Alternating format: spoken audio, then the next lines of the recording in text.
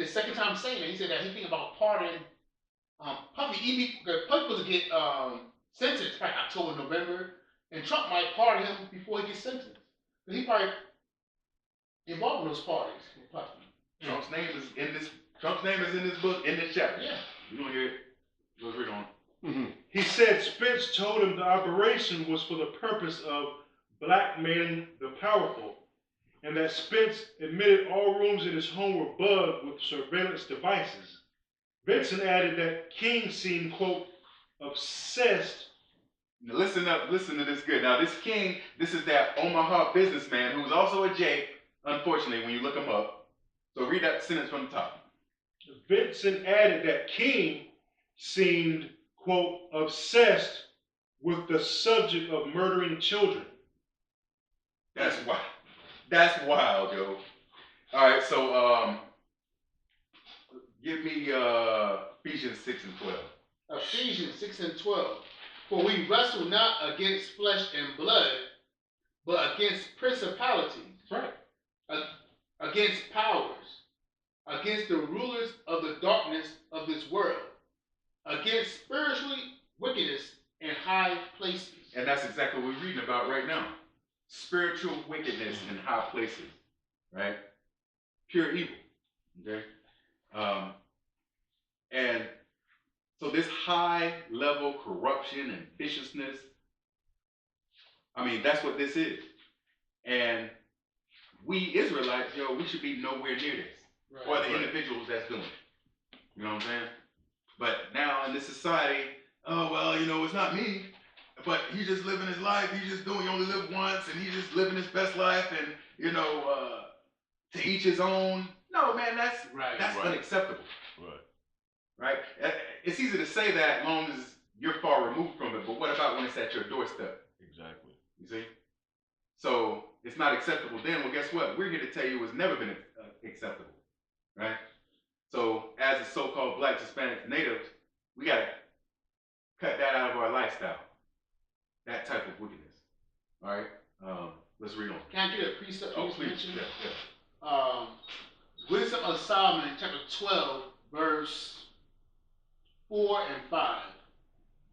Whom thou hatest for doing most odious works of witchcraft and wicked sacrifices, and also those merciless murderers of children, and devourers of man's flesh, and the feast of blood. Right. Feast of blood. Hey, the Bible is real book. See, the Bible knows, the scriptures knows about what's going on even behind the scenes that's not being said. You know what I'm saying? Because, it's talking about devourers of blood or whatever. You know that's happening too. Right, yeah. I mean, you've done heard like now, used to bring it out. A lot of those people, like the broadcasters, you see women broadcasting, they drink period blood. Mm-hmm. This guy here, he used to be an ABC news analyst. Yeah. Drink period blood. And then, oh man, I forgot. Nas had a song on Stillmatic. It's called "You're the Man," but it's an uncut version of it. Well, it's a different. It's an edit. It's a different version of it. And they made an album. And they changed a couple of lyrics. But basically, it said that he was drinking his own semen. But it didn't make it to the final edit. I just found out a week ago. That's one of my favorite albums. Wow. Stillmatic. Yeah. And "You're the Man," that song, "You're the Man." Yeah. So basically, that he said that song that he drank his own semen. Wow. But it didn't make the final cut. Yeah. But that's a ritual. He let you know that he sold out to the Illuminati. Yeah. Hey, so where we at? Let's see, where we at? Okay, let's read on an article.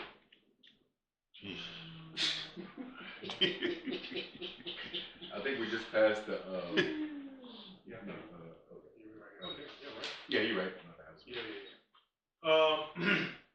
Both King and Spence were part of mainstream Republican circles, speaking at or hosting GOP conventions and galas. Right. These guys are not, some gremlins that's down in the basement, nobody ever sees them. No, they're out in front of everybody, right? And, in plain view, wicked as all hell.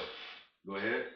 On June 30th, 1989, the Washington Times revealed more of the guests who had attended Spence's parties. They included William Casey, the director of the CIA from 1981 to 1987, right-wing ideologue Phyllis Schlafly, and Joseph DeGeneva, who was a U.S. attorney for the Reagan administration. DeGeneva, who would go on with his wife, Reagan Deputy Assistant Attorney General Victoria Townsend, to work with mafia-affiliated oligarchs and serve as Donald Trump's legal advisor in both of his impeachment trials. In 1989, DeGeneva stated he had never participated in any illicit activity at Spence's gatherings. Right. All debauchery and hell and wickedness going on, but no, I wasn't a part of that. I was just over in the corner drinking tea. Right? Go ahead. Wow. Numerous interviewees confirmed that Spence's house had two-way mirrors used for surveillance. One interviewee, an anonymous businessman, said Spence told him that the CIA intended to, quote, double-cross Spence, kill him, and make it look like a suicide. He was well aware that he had enemies, right? He had ops. And when your ops is the CIA, you know? Right. So, give me, where we at? Psalm 50, 83 and 5. it's like a year. Psalms 83 and 5. For they have consulted together with one consent. They are confederate against thee. That's right. All these different organizations and these different individuals, they having these meetings behind closed doors to do all manner of wickedness, to keep them up high so they have the ability, power, and resources and influence to keep us down low. You know what I'm saying? All right, Yeah, so we've been teaching about this for years now. About the gulags, these secret societies, these sacrifices, and what these celebrities do behind the scenes to get to the top. And then Satan always turn on them. That's like Satan always turn on them. You know? That's yeah. All right. Yeah. On July 31st, 1989, Craig Spence was arrested at the Barbizon Hotel in New York after calling the police and claiming that he had been robbed at gunpoint. Right, which was a lie, okay? Which that's to be expected, right? Matter of fact, let's get that. Psalm 58 and 3. Psalm 58 and 3. Yeah, it's not that unusual. It's not breaking news that so-called white man is telling a lie, right? Go ahead. The wicked are estranged. The wicked are estranged from the womb. That's right. And who's the wicked? So-called white man, right? Go ahead. They go astray as soon as they be born, speaking lies. That's right. And they don't stop until they in the dirt again, right? So, white man's not to be trusted, man. So-called white man and other nations that's trying their best to be just like him. All right, so let's read on. On July 31st, 1989, Craig Spence was arrested at the Barbizon Hotel in New York after calling the police and claiming that he had been robbed at gunpoint. When the police arrived, they found Spence with a 22-year-old man. He's not related to this man, so we know what he was there for, right? Go ahead. A small amount of cocaine and an illegally procured pistol. The latter a felony. Right. So everything else was fine. The drugs, the cocaine's fine, the male prostitute's fine, but the gun, now that we got a problem with that. So he got charged with the gun. Go ahead. The police released Spence on his own recognizance. The New York Times was one of a few outlets to cover the incident, making a brief note of the federal investigation of Spence's involvement in the D.C. prostitution ring. They made no mention of his role as an elite power broker that they had highlighted in their profile of him 7 years before. Right. So, they just protecting him pretty much, not bringing out none of the stuff that he's done in the past, keeping all that pushed under the rug. Go ahead. The framing was not unique. The full story of Craig Spence was being suppressed by the mainstream media. Right. Hey, the media, that's why Donald Trump started calling it fake news, right? Because they just pick and choose the information that you get to hear. Right. Go ahead. The Washington Times, a conservative outlet with a reputation for salaciousness, had been publishing a steady stream of Spence stories for a month, but they did so alone. The reluctance of other outlets to follow up did not rest on the veracity of the claims, but on fear of powerful officials combined with careerist conformity. Right. So people, they keep them quiet because they worry of retaliation because these people are very powerful in America and in society. Right. The Geneva newsman Ted Koppel and a number of U.S. intelligence officials stated that while they had attended Spence's parties, they had no clue about the whole prostitution blackmail operation thing. Yeah.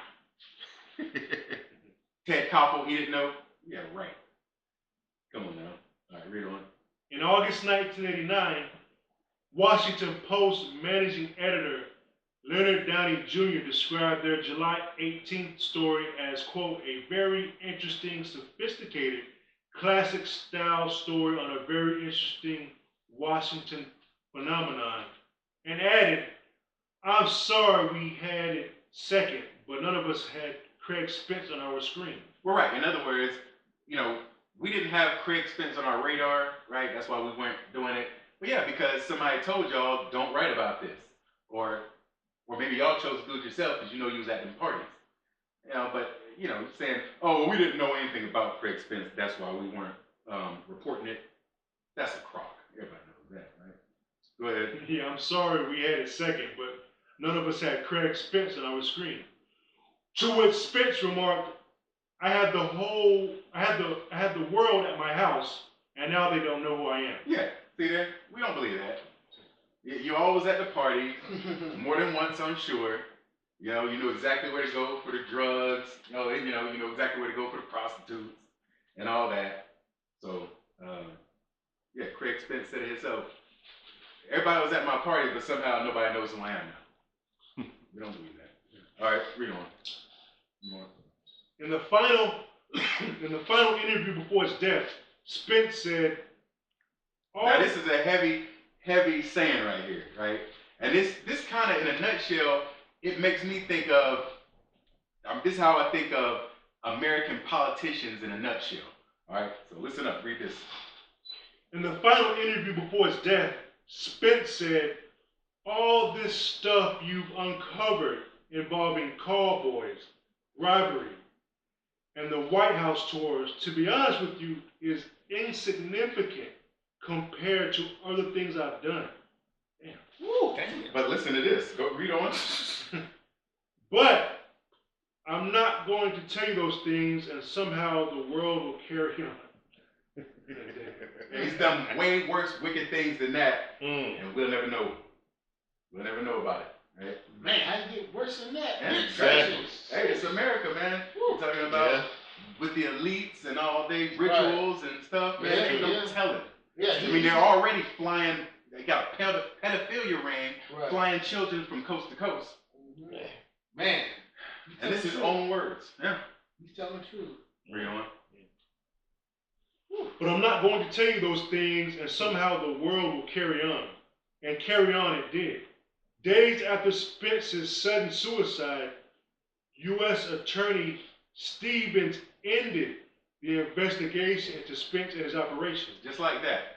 Man died. Forget about his victims. Forget about his crimes. Forget about all the dirty money. Forget all about the broken lives and broken rules and all the stuff that we don't even know the extent of it, right? Go ahead. U.S. Attorney Stevens ended the investigation into Spence and his operation, despite the objections of several members of Congress. On November 12, 1989, Representative Republican Helen Delick Bentley testified to the House of Representatives that she was worried that Spence had compromised U.S. security. Quote, I bring this to the floor today, Mr. Speaker, because I am frankly puzzled that these stories are out in print, both in Japan and in America, and there seems to be no official investigation into what, to me, are very grave charges. That's right. So with all, how heavy the charges that are against them, but nobody's checking up, doing anything, because everybody wants that stuff to be buried, so their name don't come up. Just like the Epstein list, right? Go ahead. No U.S. officials followed up. Spence had names